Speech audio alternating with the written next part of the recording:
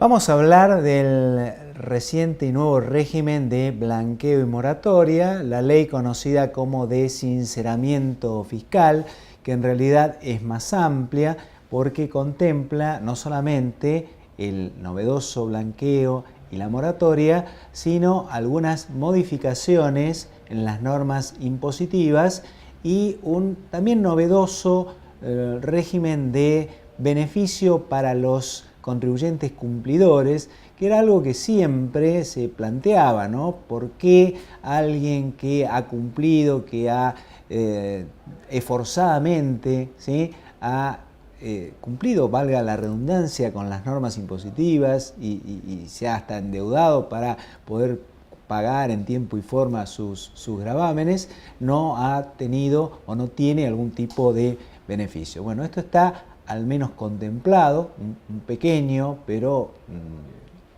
régimen de beneficio para los contribuyentes cumplidores. Entonces vamos a arrancar con el régimen del blanqueo, ¿sí? Este blanqueo se plantea como diferente a los anteriores. Se plantea como algo distinto. Es distinto no solamente por algunas características, sino por las condiciones imperantes a nivel país y a nivel mundial, porque hay un cambio de paradigma, así ha sido planteado por muchos, en materia del dinero que está colocado en el exterior. Nosotros sabemos que, bueno, en la Argentina esto ha ocurrido reiteradamente, ha sido una costumbre, algunos dicen hasta un deporte, para los residentes argentinos, para los que viven en nuestro país, de resguardar a través de tener depósitos en bancos del exterior, o sea, tener dinero colocado en el exterior.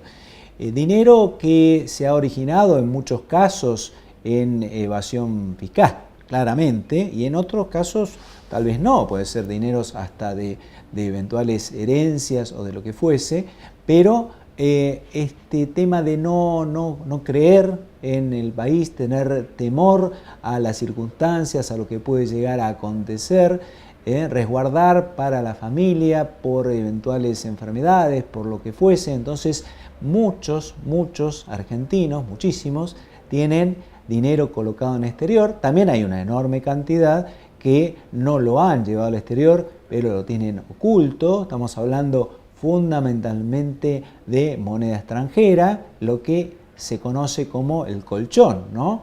¿Cuánta gente tiene ahorros, ¿sí?, en el colchón o en la caja de seguridad?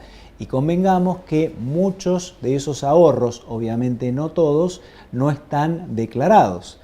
Y hemos tenido en la Argentina varios, ya uno pierde la cuenta, ¿no?, pero muchos regímenes de este tipo de blanqueo, pero convengamos que han tenido un éxito parcial y algunos muy malos, como el último conocido, famoso tema de los sedines, ¿no?, que tuvo una repercusión mínima.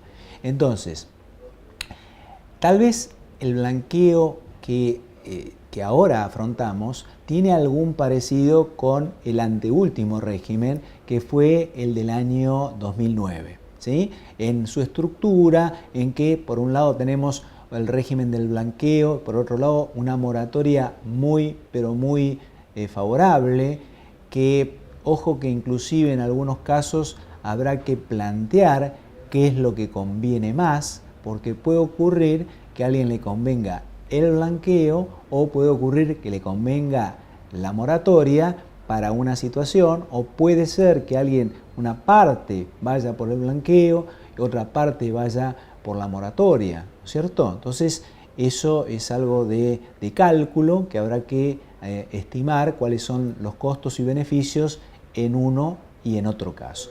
Entonces, el problema vinculado con las cuentas en el exterior es que se viene el intercambio automático de información, ¿sí? Esto es a nivel mundial. Argentina va ya a comenzar, adhiere a partir del año 2017. Muchos países adhieren a partir del año próximo y este proceso va a terminar en el 2018.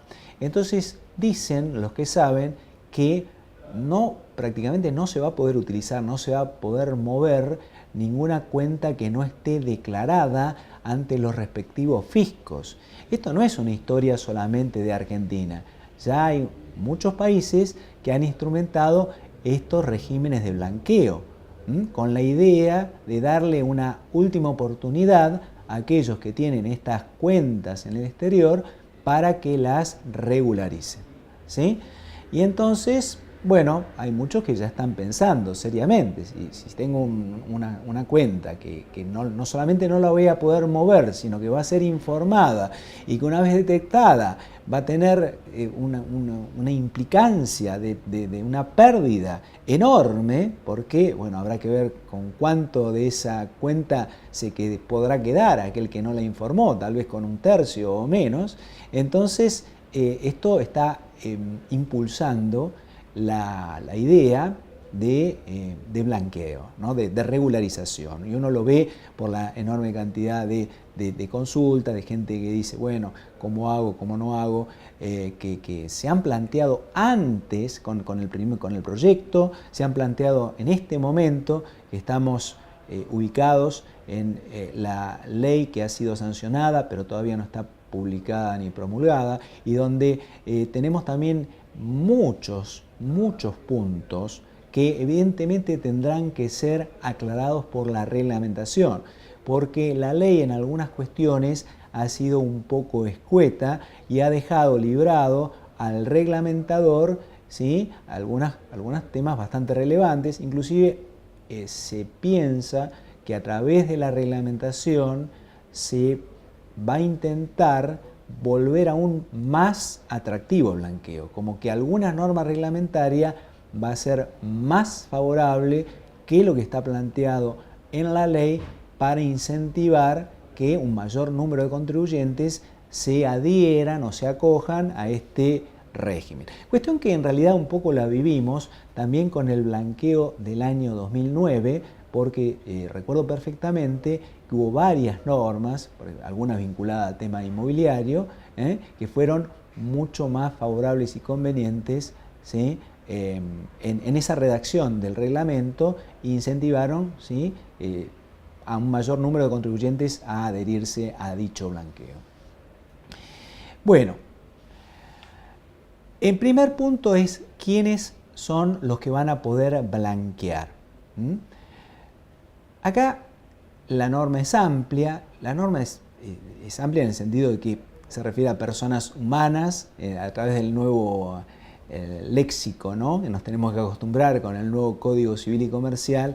Los que antes eran personas físicas, bueno, ahora son personas humanas, sucesiones indivisas y también sociedades que estén domiciliadas o que residan o que se hayan constituido en la Argentina al 31, esto tiene que ser una foto, al 31 de diciembre del 2015, tiene que estar domiciliado, ¿sí?, constituido o ser residente en nuestro país. O sea que esto es para los residentes en Argentina, ¿sí? Si alguien reside en el exterior, bueno, esto no está contemplado. Vamos a ver qué es lo que ocurre si hay algún cambio vía reglamento, ¿no? Porque se ha planteado la situación, alguien puede decir lo siguiente: sí, yo viví en la Argentina durante 20 años, pero resulta que hace 15 que estoy en España y bueno, también tengo bienes no declarados y quiero blanquear.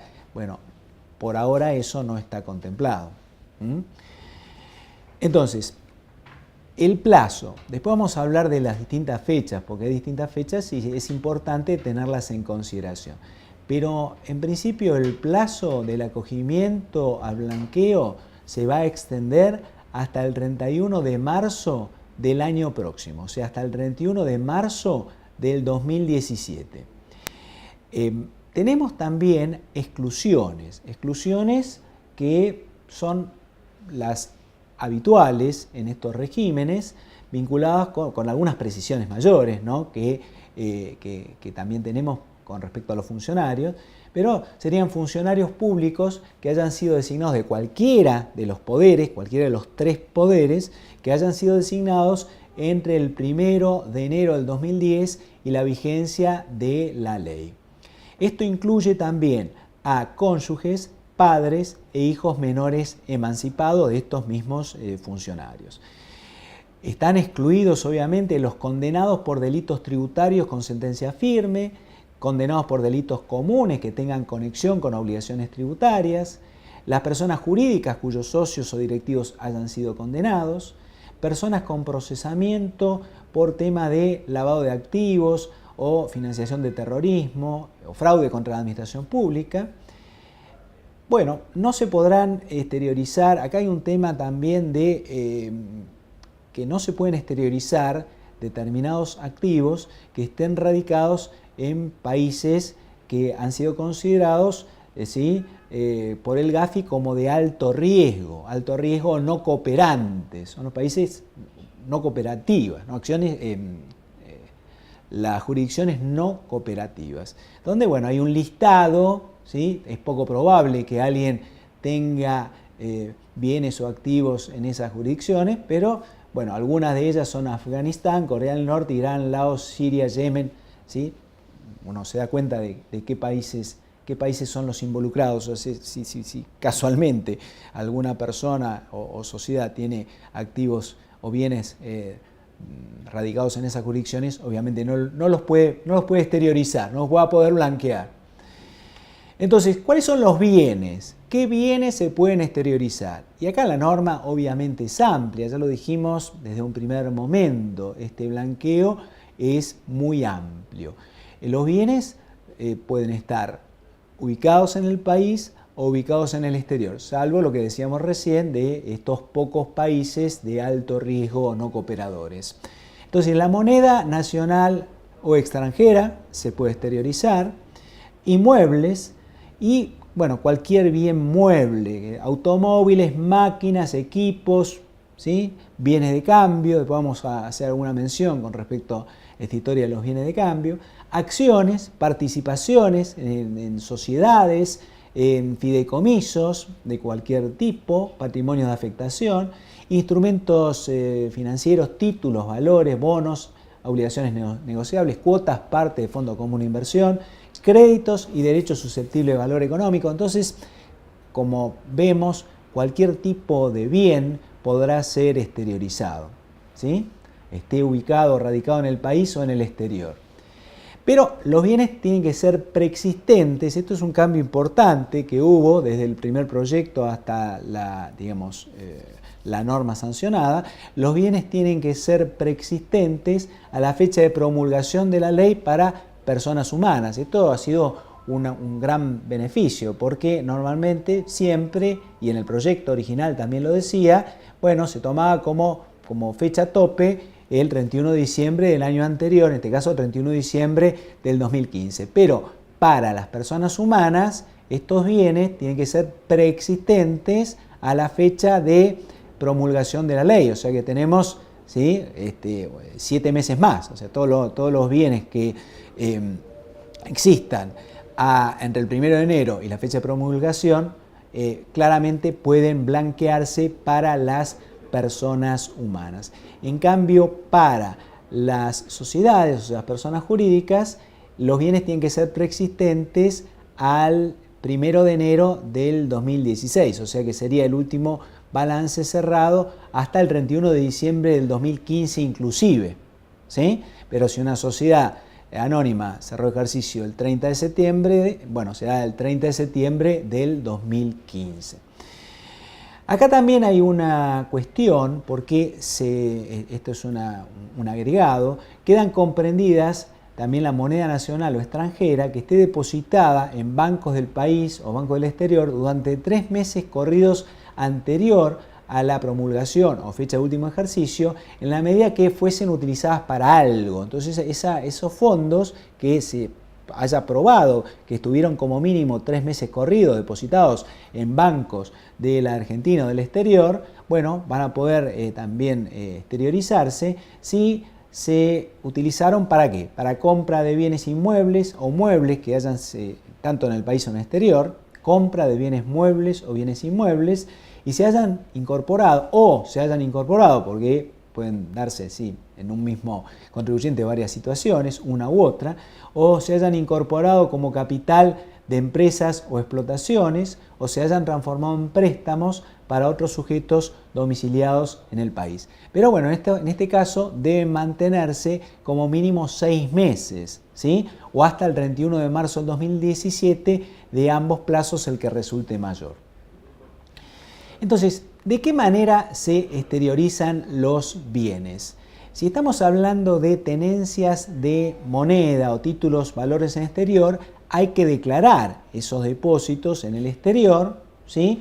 En las entidades financieras, bancarias. Porque una cuestión muy importante es que en este blanqueo, ¿sí?, se permite que los fondos sigan en el exterior. O sea, al contrario de lo que ha ocurrido en otros países, no es que alguien que tiene dólares en una cuenta en Suiza o en Estados Unidos la tiene que forzosamente transferir a nuestro país, sino que puede mantener ese depósito en esa cuenta en el exterior, ¿sí?, habiéndolo exteriorizado.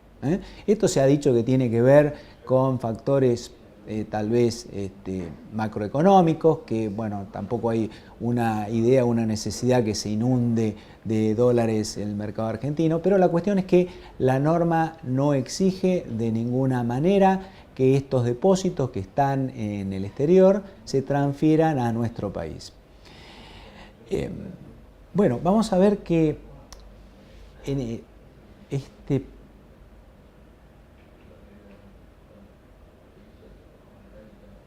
Sí.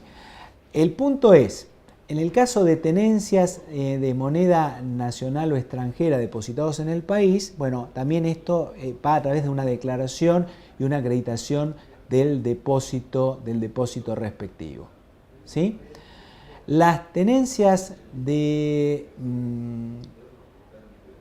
moneda que se deposite en el país, ¿sí?, se tiene que efectuar el depósito. Esto es, por ejemplo, el colchón, ¿no? El que tiene el colchón o caja de seguridad, tiene que depositar esos dólares, ¿sí?, o euros en entidades del país como fecha máxima hasta el 31 de octubre del 2016.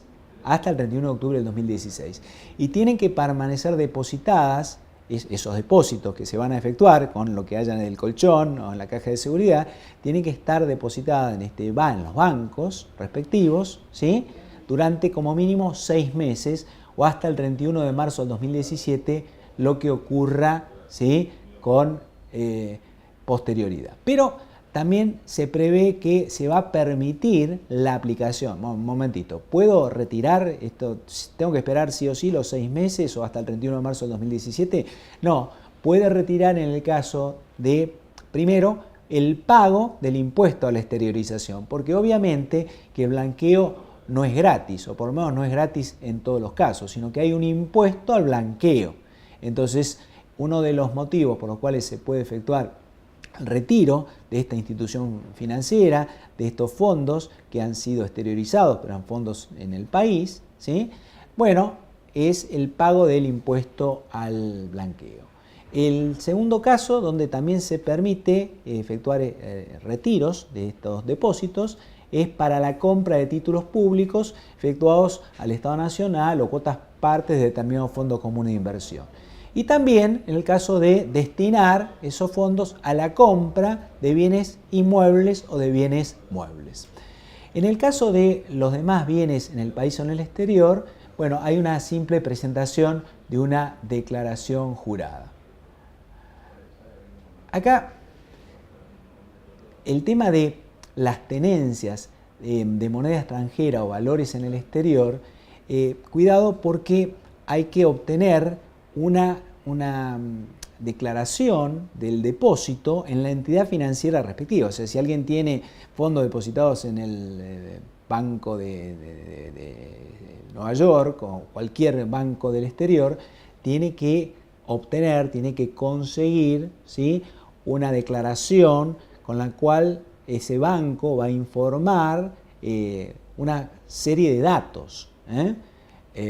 Así que ese resumen va a tener determinado tipo de información, que será un resumen o un estado electrónico, pero que hay que solicitarlo a ese banco del exterior donde este sujeto tiene esos fondos allí depositados, no declarados, y que los está exteriorizando a través del blanqueo. Y si se transfieren al país, puede ocurrir que decida transferir al país esos fondos que están depositados en el exterior, ahí también va a necesitar un resumen, una información del banco receptor con una cantidad de datos al respecto. Entonces hay cosas para hacer, hay que tener cuidado porque hay determinadas cosas para hacer y hay determinados plazos para efectivizar dichas cuestiones, ¿sí? Bueno, se puede blanquear, un tema que ha sido bastante receptado como interesante, que se puede blanquear bienes a nombre de otras personas. O sea, ¿cuál es esta historia? Que hay una realidad, hay muchas personas que han puesto los bienes a nombre de otros, que normalmente son familiares, pero eventualmente pueden ser terceros, ¿no? Tercero como uno diría una suerte de testaferro, ¿no? Un amigo, un testaferro, quien sea, pero en realidad todo eso le pertenece a la persona que quiere blanquear. Y entonces la norma prevé que sí se puede efectuar el blanqueo por más que los bienes omitidos, que ahora se exteriorizan, estén a nombre de otros, ¿sí? Pero ¿quiénes son estos otros? Y tiene que ser el cónyuge, ¿sí?, de quien realiza esta exteriorización, o ascendientes o descendientes en primero o segundo grado, hasta ese grado de consanguineidad, y pueden ser terceros, residentes en el país. Terceros tendrían que ser residentes en el país. Entonces, ese es el punto. Pero claro, acá hay un requisito. ¿El requisito qué es? Antes que venza la declaración jurada o hasta el vencimiento de la declaración jurada de impuesto a las ganancias del año 2016, que está venciendo en el 2017, ¿sí?, los bienes exteriorizados ya van a tener que figurar en cabeza del declarante. También hay un punto interesante, que las personas humanas, en este caso las personas humanas, por única vez pueden declarar bajo su quit tenencias que figuren a nombre de sociedades, fideicomisos o entes que estén ubicados en el exterior, ¿sí? Siempre acá con la fecha del 31 de diciembre del 2015. En este caso, si existe más de un accionista o titular, bueno, serán declarados en la proporción que efectúen en esa declaración voluntaria. O sea, personas humanas pueden declarar bienes que en realidad están figurando a nombre de sociedades, fideicomisos o entes constituidos en el exterior. ¿Cómo se deben evaluar los bienes? O sea, para el cálculo del impuesto al blanqueo, ¿sí?, ¿cómo se deben calcular los bienes? O cómo se deben también incorporar al patrimonio de las personas respectivas. Bueno, tenencia de moneda y bienes en moneda extranjera en pesos, pero al tipo de cambio comprador del Banco Nación Argentina vigente a la fecha de la preexistencia. Acá estamos hablando de tenencia de moneda y también de bienes que estén expresados en dicha moneda extranjera. Entonces es el tipo de cambio comprador del Banco de la Nación Argentina a la fecha de preexistencia. Acciones y participaciones al valor proporcional sobre el total de activos. Bueno, tiene que calcular cuál es la parte proporcional que le corresponda. En el caso de bienes de cambio, bueno, acá viene un punto importante, porque hay muchísimas empresas que claramente han omitido, ¿sí?, bienes de cambio. Su stock no es el real, tienen la mitad o la tercera parte, bueno, no están declarando su stock real. Entonces, ¿pueden blanquear bienes de cambio? Sí, se pueden blanquear. Acá la norma habla del impuesto a la ganancia, evaluación según ganancia mínima presunta, que es la evaluación del impuesto a las ganancias. O sea, deben evaluarse de acuerdo a las normas de impuesto a las ganancias. Pero acá hay un problema, porque la norma, ¿sí?, acá tratando de evitar que se blanquee hacia adelante, dice, mire que lo que se blanquee en materia de bienes de cambio, eso que usted está exteriorizando, no va a formar parte del inventario inicial del ejercicio siguiente al de blanqueo. Con lo cual, claramente, va a haber un impacto del 35%. ¿Sí? Entonces, además del impuesto al blanqueo, que en este caso, bueno, podemos hablar de la tasa general, que es la tasa del 10% del impuesto al blanqueo, pero adicionalmente esta empresa le va a impactar en un 35% la exteriorización, porque al no poder considerar como existencia inicial del ejercicio siguiente estos bienes de cambio que se están exteriorizando, bueno, en la fórmula famosa del costo de mercadería vendida, existencia inicial más compra menos existencia final, no figura estos bienes de cambio exteriorizados en esa existencia inicial, va a tener un impacto del 35%. Con lo cual, bueno, es un poco dudoso el tema de blanquear bienes de cambio, aunque uno diría los beneficios del blanqueo son, por otro lado, muy significativos. Esta historia de la condonación de todo, de absolutamente todo, desaparece, borrón y cuenta nueva, tapón, en todo lo que se refiere a la ley penal tributaria, intereses, multas, impuestos que puedan llegar a involucrar. Con lo cual, bueno, tampoco es descartable que alguien quiera exteriorizar sus bienes de cambio. Habrá que analizar, tal vez sea uno de los casos donde habrá que analizar si le conviene el régimen del blanqueo o si le conviene el régimen de la moratoria fiscal, que dentro de un ratito lo vamos a resumir. Con respecto al resto de los bienes que se vayan a exteriorizar, ¿de qué manera hay que evaluarlo? En el caso de personas humanas, estos bienes deben considerarse según el impuesto sobre los bienes personales, o sea, la evaluación en bienes personales. En el caso de personas jurídicas, ¿sí?, o de sujetos empresa, según el impuesto a la ganancia mínima presunta.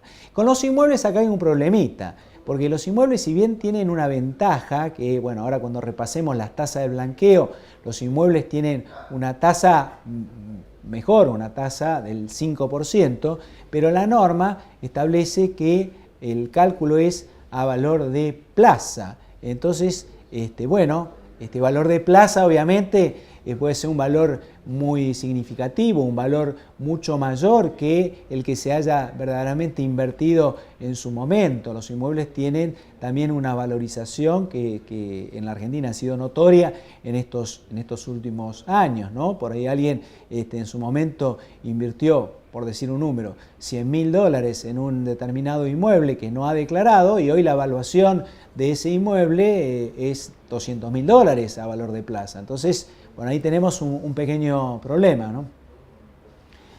¿Qué es lo que ocurre con los beneficios? O sea, ¿cuáles son los beneficios? Los beneficios para aquellos que blanquean no están sujetos al tema de ajuste por incrementos patrimoniales no justificados.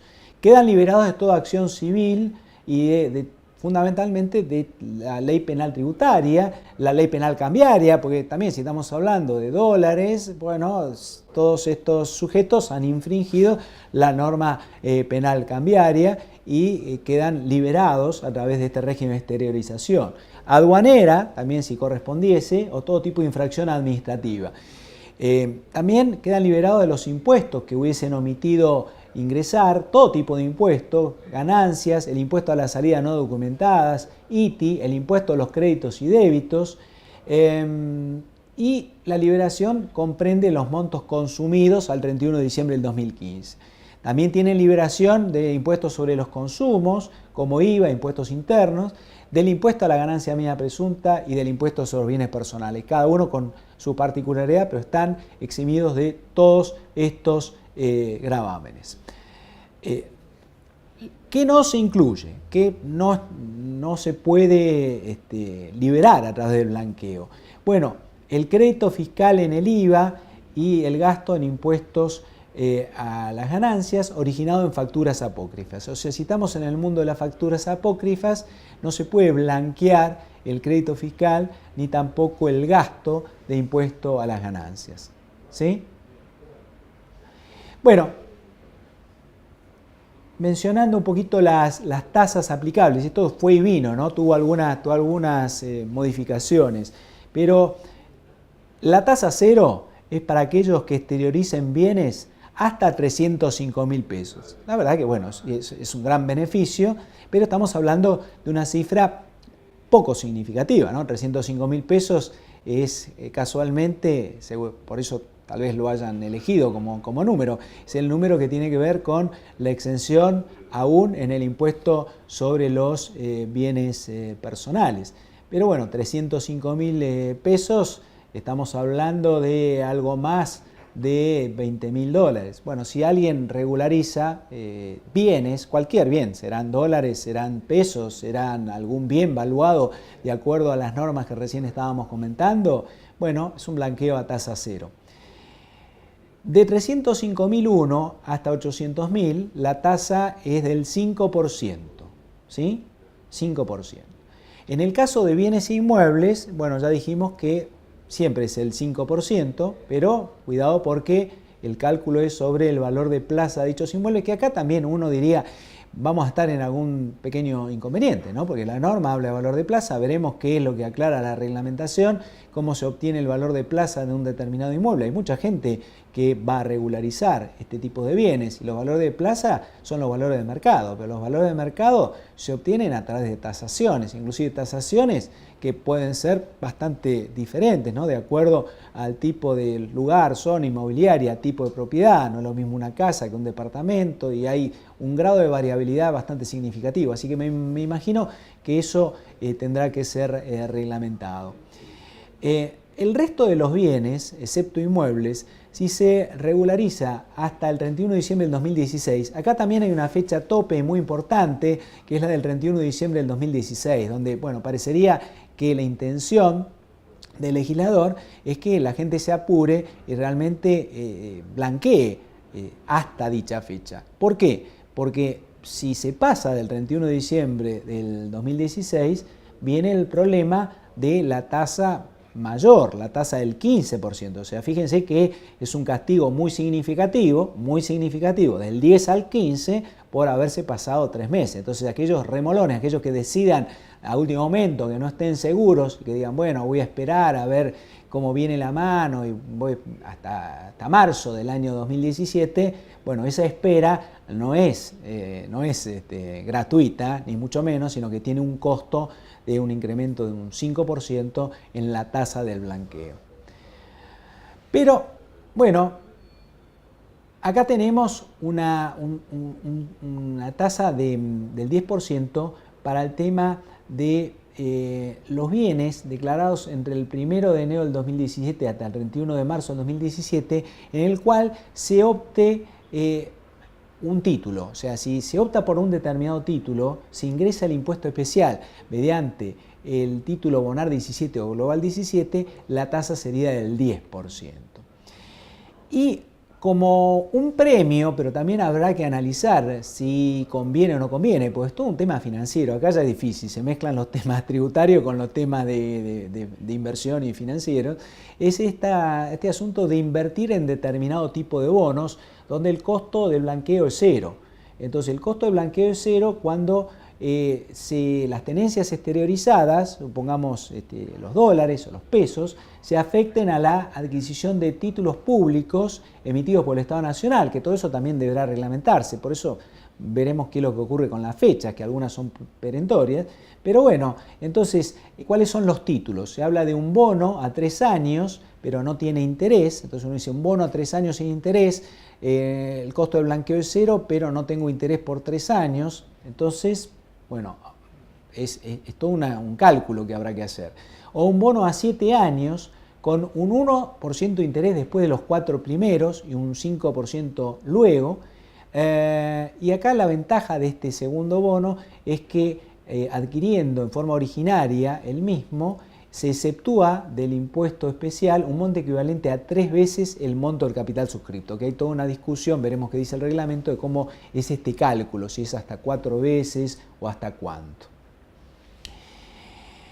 Bueno, los títulos que va a tener que emitir el Estado También se habla de fondos, invertir en fondos comunes de inversión, pero no cualquier fondo común, sino que son fondos comunes que tienen, sean abiertos o cerrados, pero tienen como objetivo la inversión en determinados sectores productivos, ¿no? Financiación de proyectos de infraestructura, inversión productiva y otros. Entonces también invirtiendo en esos fondos comunes de inversión, la tasa de blanqueo es cero. Y los otros son los bonos que recién estábamos mencionando, bonos en dólares a 3 años, pero hay un plazo máximo que la verdad que es de medio muy cercano. Estamos hablando del 30 de septiembre del 2016, no sé si esto lo van a tener que correr, pero hay que adquirirlo hasta el 30 de septiembre del 2016, estos bonos a 3 años en dólares sin intereses y que implican un blanqueo a tasa cero.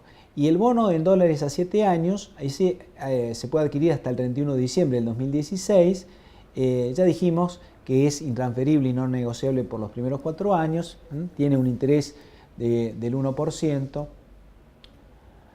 Bueno, veremos. Yo creo que esto requiere mucho análisis, ¿no? Mucho análisis, y habrá que sentarse y hacer muchos números para ver qué es lo que conviene, ¿no? Si conviene o no suscribir estos bonos o estos fondos comunes, o por el contrario, conviene pagar la tasa del blanqueo, ¿sí? Y tener los fondos depositados, ¿sí? Hasta el 31 de marzo, o bueno, utilizar esos fondos para la compra de bienes. Es un tema de que habrá que analizar, inclusive en el mercado inmobiliario, porque uno dice, bueno, sí, el mercado inmobiliario, es probable que el mercado inmobiliario tenga un impacto a la suba. Entonces uno dice, con tanta gente interesada en invertir en inmuebles, o mucha gente interesada en invertir en inmuebles, porque han traído dólares del exterior, o porque lo sacaron del colchón y ahora dicen, ¿qué hago con esto? Esto lo tengo exteriorizado, pero está ahí durmiendo, entonces mejor me compro un departamento.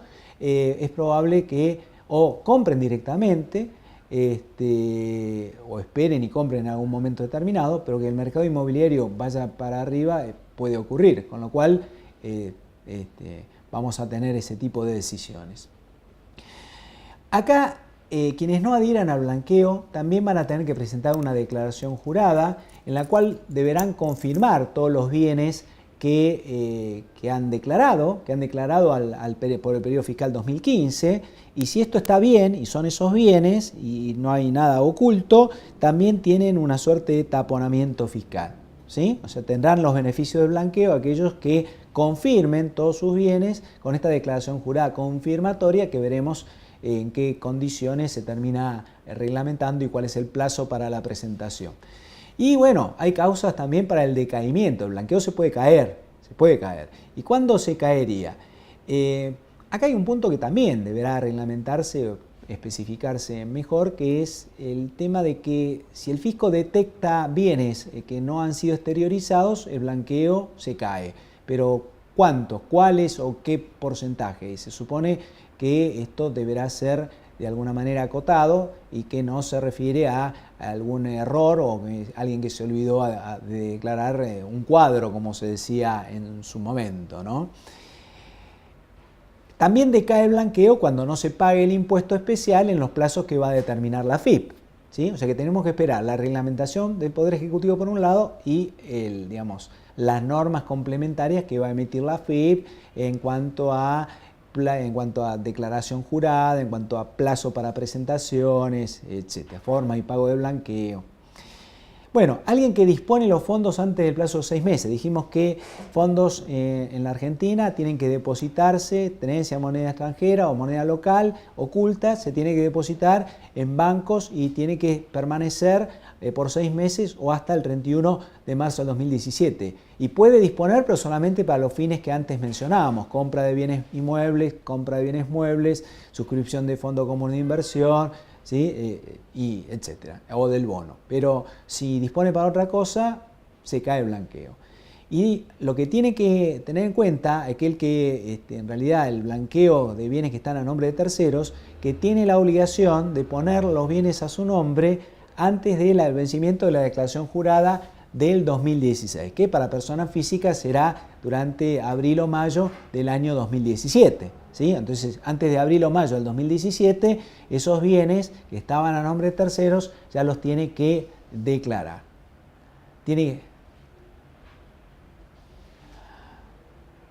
Bueno, en cuanto a las fechas para tener en cuenta, El, el famoso bono, este bono que hay tiempo hasta el 30 de septiembre, estamos hablando de tasa cero y estamos hablando del tema de la posibilidad de suscribir bueno, vence el 30 de septiembre, o sea que cuidado con esta fecha, es la primera que aparece en esta suerte de calendario de alertas de fechas a tener en cuenta. El plazo para depositar en instituciones argentinas, lo del colchón o de las cajas de seguridad, es hasta el 31 de octubre del 2016. El plazo para blanquear a la tasa del 10%, bueno, es hasta el 31 de diciembre. Y también la fecha para blanquear con los bonos de hasta 7 años. Y el último plazo, ultimísimo, para decir, bueno, no hice nada hasta ahora, quiero ver qué pasa, no estoy seguro, la verdad que no me convence, pero a último momento, ¿sí? Alguien se decide, tiene tiempo hasta el 31 de marzo del 2017, pero sabemos que aquellos que blanqueen entre el 1 de enero del 2017 y el 31 de marzo del 2017 tendrán que tributar la tasa del 15%.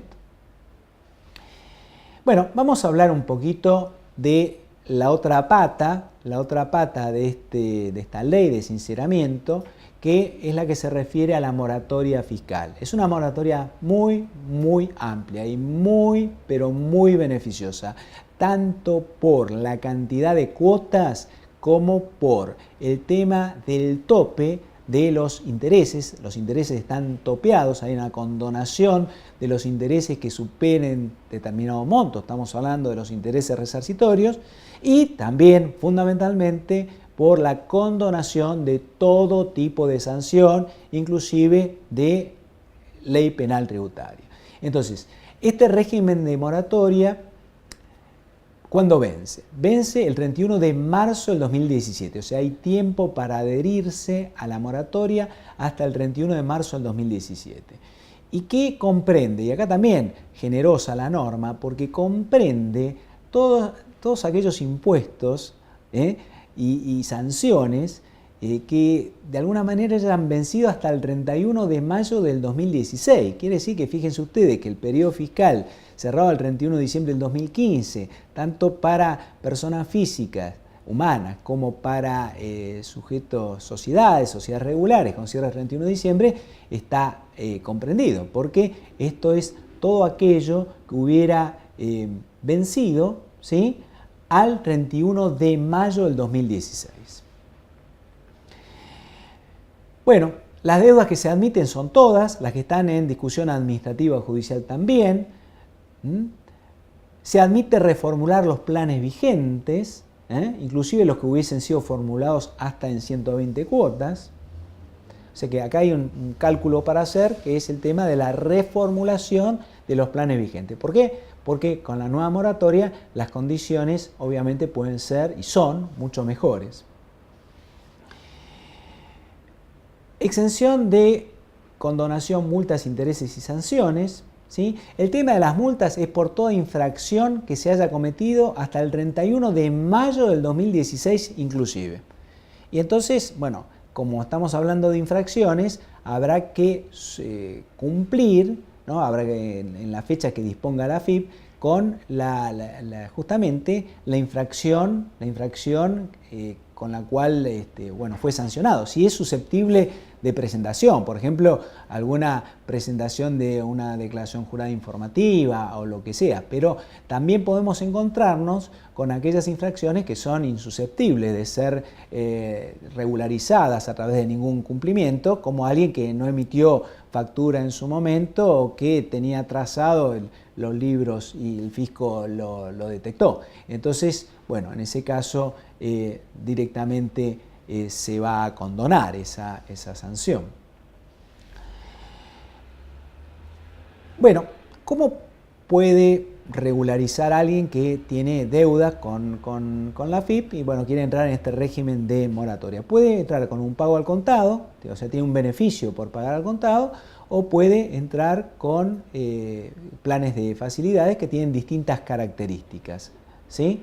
Estos planes de facilidades tienen alguna condición beneficiosa para las micro y pequeñas empresas, fundamentalmente en lo que hace a la tasa de interés, ¿sí? Si se paga al contado, ¿hay algún beneficio? Y de nuevo acá hay que sacarle punta al lápiz, como se decía oportunamente, porque el beneficio es un descuento del 15% por pago contado. Pero claro, cuando uno dice que estamos hablando de 60 o 90 cuotas según el caso, bueno, habrá que pensar, ¿no?, si conviene o no conviene. Es difícil determinar si en la Argentina cuál va a ser la inflación y en cuánto va a superar a la cuota del plan de facilidades, pero bueno, sabemos que tradicionalmente ha ocurrido, ojalá que en el futuro no tengamos periodos inflacionarios importantes, que en plazos tan significativos las deudas suelen licuarse. Entonces habrá que pensar si conviene o no el pago contado o el pago en una cantidad significativa de cuotas. Algunos no tienen opción porque no tienen la plata para pagar el contado ni ahí, entonces van a optar sí o sí por las cuotas. Si se opta por cancelación en cuotas, hay reducción también de intereses hasta un cierto tope del capital adeudado. Esto es, los intereses se topean. Si estamos hablando de periodos fiscales 2010 y anteriores, el tope de intereses es el 75%. Quiere decir que lo que está exento es lo que excede el 75%. El máximo que va a tener que ingresar alguien con deudas viejas, ¿sí?, periodos fiscales 2010 y anteriores, es el 75% de intereses, porque lo que excede está exento. Si estamos hablando de los periodos 2011 y 2012, el tope es del 50%, o sea que lo que exceda del 50% por deudas originadas en esos periodos va a estar exento. Siempre estamos hablando de exención de los intereses resarcitorios. En el 2013 y 2014 el tope es del 25%, el excedente exento, y 2015 y hasta el 31 de mayo del 2016 el tope es del 10% y lo que exceda va a estar exento. Bueno, cantidad de cuotas. El régimen general contempla hasta 60 cuotas y el pago a cuenta sería del 5%. Pero si estamos hablando de las micro y de las pequeñas empresas, pueden entrar con un 10% de pago a cuenta y tienen hasta 90 cuotas. Y la tasa sería la tasa equivalente a la tasa pasiva del Banco Nación, tasa pasiva promedio del Banco Nación. ¿Sí? Entonces, el régimen general, 60 cuotas, pago a cuenta 5%, 60 cuotas. Las micro y pequeñas empresas tienen la posibilidad de 10% de pago a cuenta, pero 90 cuotas y una tasa que se supone más baja, pues es la tasa pasiva del Banco de la Nación, promedio. Las medianas y grandes empresas pueden entrar, pero entran con un 15% de pago a cuenta. Las 90 cuotas que siguen teniendo, 90 cuotas, acá estamos hablando de medianas y grandes, estamos hablando de un pago a cuenta un poco superior, de 15%, pero también estamos hablando de que la tasa va a tener un piso del 1,5% mensual. ¿Sí? O sea que es distinto el tema de la tasa. El piso de la tasa es el 1,5%. Por más que se toma lo del banco promedio, la tasa promedio pasiva del Banco Nación, el piso es el 1,5%. Esto es para pequeñas y medianas empresas. Entonces, 15% pago a cuenta, 90 cuotas, tasa del Banco Nación, pero piso 1,5% mensual. Y los que estén en zona de emergencia y desastre, hemos tenido lamentablemente este año fenómenos climáticos muy graves, veremos qué ocurre, ¿sí? Pero lamentablemente esto ha acontecido, y para los que están en emergencia y desastre agropecuario tienen la ventaja de que son 90 cuotas y la tasa de financiación es solo del 1%. O sea que no hay pago a cuenta. Para los que están en emergencia, los que están en zona de emergencia o desastre, estamos hablando de la ley 26.509, todos estos fenómenos de inundación, de sequía, bueno, cumpliendo con las pautas de la 26.509, habiendo obtenido el certificado respectivo por parte de la jurisdicción correspondiente, ese contribuyente, bueno, veremos qué se reglamenta, pero eso será seguramente así, ese contribuyente va a tener derecho a las 90 cuotas sin ningún pago a cuenta y el interés solo del 1% mensual. Bueno, agentes de retención y percepción quedan librados de todo tipo de sanción, multas, etcétera. Tienen que exteriorizar y tienen que pagar. Acá es muy buena la norma, digamos, muy generosa, porque, bueno, recordamos que la gente de retención y percepción que se quedó con fondos de terceros, en realidad ha cometido una defraudación fiscal, pero bueno, acá queda condonado si exteriorizan y pagan el importe que hubiesen omitido, retenido o percibido. Ese sería el caso de omisión, pero en el caso de retenido o percibido, no hubiesen ingresado, luego vencido paso de hacerlo, quedan liberados de todo tipo de sanción, ¿sí? Pero deberán, en todo caso, pagar el importe que hubiesen omitido, retener o percibir, o el importe que hubiesen retenido y o percibido. Como decíamos, gran ventaja de que este régimen de moratoria es más que una moratoria, porque produce la suspensión de acciones penales y aduaneras y la interrupción del curso de la prescripción penal. Una gran ventaja también para los autónomos. Hay una directamente condonación de todos los intereses resarcitorios y punitorios para los autónomos. Liberación de intereses, además de las multas, o sea, exención, condonación total de intereses resarcitorios y punitorios para autónomos. Vamos a hablar, esto en líneas generales, ¿no? Obviamente que con la reglamentación, al igual que lo que dijimos antes, vinculado con el blanqueo, vamos a tener muchas mayores precisiones. Esto es una suerte de pantallazo de lo que la ley establece y que en muchos aspectos la letra fina, ¿sí? La sintonía fina, como se decía, o la letra chica, es lo que va a terminar por aclarar o por tal vez cambiar algunas pautas, ¿no? Tenemos modificaciones impositivas. La tal vez principal, bueno, no digo principal, pero una muy importante, es esta modificación en el impuesto sobre los bienes personales, porque cambia el tema del mínimo no imponible, que ahora, ¿sí? En vez de la exención, mínimo no imponible y la alícuota, tenemos para el periodo fiscal 2016 800.000 pesos, ¿sí? De mínimo no imponible, y la alícuota es del 0,75%. Para el periodo fiscal 2017 se eleva el mínimo no imponible a 950.000 y la alícuota se reduce aún más al 0,50%.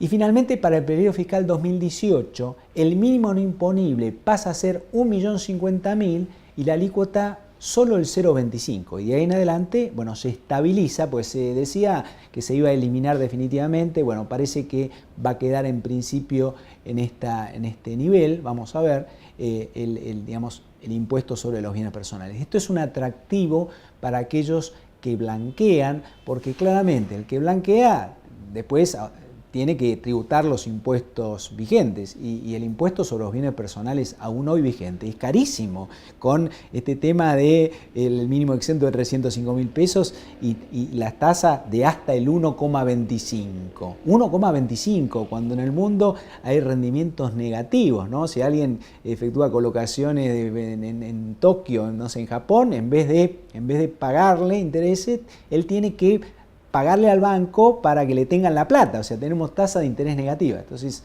hablar de estas alícuotas en el impuesto sobre bienes personales, bueno, es catastrófico, o era catastrófico. Entonces, obviamente fue advertido por el legislador, que ha establecido esta disminución bastante importante en el impuesto sobre los bienes personales, ¿sí?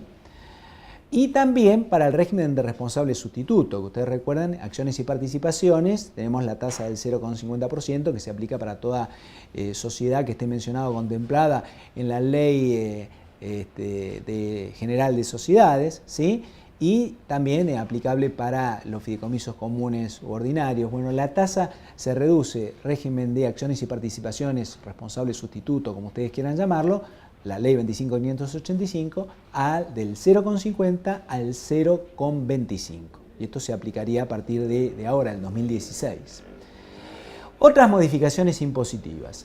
Se elimina, esto es un tema, un karma, ¿sí? un engendro, ¿no? Algunos así lo titularon, la modificación de la ley 26.893 que estableció el impuesto a los dividendos, ¿no? El 10% esa suerte de retención con carácter de pago único definitivo, dividendo, como ustedes quieran llamarlo, pero si una sociedad anónima distribuía dividendos a partir del septiembre del año 2013, bueno, 10%, un impuesto, porque no se puede tomar como pago cuenta de nada. Lo mismo en el caso de distribución de utilidades para la sociedad de responsabilidad limitada. Bueno, esto se elimina, se elimina a partir de, bueno, vamos a ver las vigencias, pero se elimina con la nueva norma, ¿sí?, que establece estas modificaciones. Eliminación del impuesto a los 10% de dividendos o a los dividendos y a utilidades distribuidas por SRL. Las diferencias de cambio de personas humanas, ¿sí?, de fuente extranjera, que era toda una discusión, pasan a estar exentas. O sea, diferencia de cambio de fuente extranjera para personas humanas pasan a estar exentas. A su vez también otra discusión muy importante con cómo se determinaba el resultado de la venta de bienes en el exterior, porque ahí el fisco pretendía gravar también la diferencia de cambio, pero ahora el costo de venta, al aprobarse esta nueva ley, el costo de venta de los bienes ubicados en el exterior se va a calcular determinando el tipo de cambio vendedor del Banco Nación de la fecha de venta, con lo cual toda esa enorme diferencia de cambio, si alguien tenía un bien adquirido no sé, hace 5 años, decían tiene que ingresar a su patrimonio desde el punto de vista impositivo, a esa fecha el dólar estaba a 4, entonces terminaba agravando la diferencia de cambio en el momento de la venta. Esto se elimina porque hay que calcular el costo de venta tomando el tipo de cambio no de la fecha de ingreso del bien al patrimonio, sino de la fecha de venta de ese bien. Y otro engendro que se deroga, pero no inmediatamente, es este impuesto a la ganancia mínima presunta, que le han pegado a varios fallos bajo la línea de flotación, como el fallo editorial Perfil, que ha dicho que si existe quebranto en la declaración jurada de impuesto a las ganancias y también existe pérdida en el balance contable, el impuesto a la ganancia mínima presunta sería inconstitucional, ¿no? Esta presunción de ganancia que establece este gravamen pero tan discutido, que se estaría eliminando para los ejercicios que se inicien a partir del 1 de enero del año 2019. Por último, tenemos algunos beneficios, no son demasiados, pero algún incentivo para los contribuyentes cumplidores. Exención en el impuesto sobre los bienes personales para contribuyentes cumplidores. Hay requisitos para este beneficio, no tienen que mantener deudas con la AFIP en condición de ser ejecutadas. Estos son los requisitos. Primero, no mantener deudas con la AFIP que puedan ser ejecutadas. Segundo, no haber sido ejecutados fiscalmente ni condenados por multas de defraudación fiscal por los periodos 2014 y 2015. ¿Sí? Segundo los requisitos. Tercero, no haberse acogido al régimen de los sedines, ¿sí? El que hablábamos antes, el último blanqueo que tuvo tan poco éxito y que fue tan controvertido. Ni tampoco esos planes de facilidades especiales que la AFIP otorgaba ¿sí? Así un poco discrecionalmente o muy discrecionalmente, y se generó una discusión hasta política con estos planes especiales de facilidades otorgados ¿sí? discrecionalmente por la AFIP. Y tampoco, obviamente, para entrar en el régimen y tener derecho al beneficio como contribuyente cumplidor, no tiene que haber adherido al presente blanqueo, al de la ley del sinceramiento. Entonces, bueno, la exención en bienes personales, pero ¿qué pasa? Porque estos contribuyentes ya vienen pagando anticipos, e inclusive el fisco manifestó en algún comunicado, en la red de la página de la AFIP, que los anticipos los tenían que seguir pagando. Entonces, aquellos que ya han pagado anticipos del año 2016, bueno, estos anticipos les van a ser devueltos o serán compensados oportunamente. Al menos se habrá ingresado el primero de los anticipos, que venció, como todos sabemos, en el mes de junio de este año 2016. O sea, el primer anticipo de bienes personales del año 2016. Y bueno, aquellos que no tributen bienes personales, porque puede ocurrir que hay contribuyentes que no tributan bienes personales, son contribuyentes cumplidores, entonces se les va a eximir la primer cuota del SAC del impuesto a las ganancias va a estar exenta o eximida la primer cuota del SAC del 2016, ¿sí? Que fue ahora hasta hace poquito, entonces van a estar eximidos de eso. Vamos a ver cómo se instrumenta, porque es algo que ya venció y también ya se les habrá retenido, con lo cual se supone que la empresa respectiva se los tendrá que devolver en los tiempos, forma y condiciones que establecerá la AFIP.